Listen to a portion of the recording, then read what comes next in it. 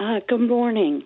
I just want to start by saying that I believe that health care should be a right and not a privilege. Mm-hmm. But that being said, I'm also concerned about the quality of our health care once we eliminate competition from the equation. Wait a minute. Nobody is talking about eliminating competition in the healthcare industry. The only industry where they're talking about eliminating competition is the health insurance industry, which is merely a banking industry. Your insurance company does not take your temperature or prescribe drugs to you. Everything will remain the same. Your doctor will still be your doctor. He or she can run their own private practice or be part of a hospital. The hospitals will compete with each other. The drug companies will compete with each other.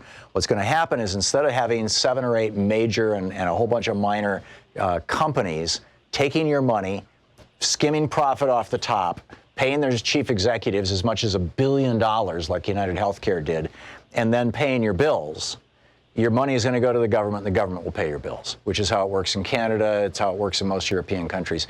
We're not talking about doing what the United Kingdom did, which is genuine socialized medicine, which is where the government buys and runs the hospitals. All the doctors work for the government. Nobody is talking about that, including Bernie Sanders. Okay, well, that's good. I feel like those are some of the details that people don't understand. Mm-hmm.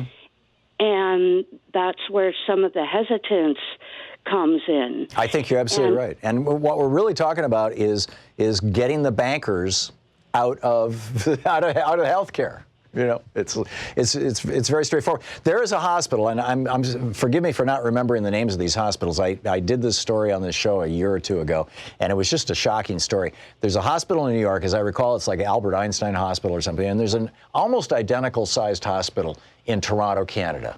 And, you know, same number of beds, same number of floors, you know, basic same services. The one in New York has an entire floor with 200 people on it who process billing. The one in Canada has one office with 4 people in it who process billing. All the saved money from that, you know, 196 people who aren't processing billing in Canada goes to providing better patient care.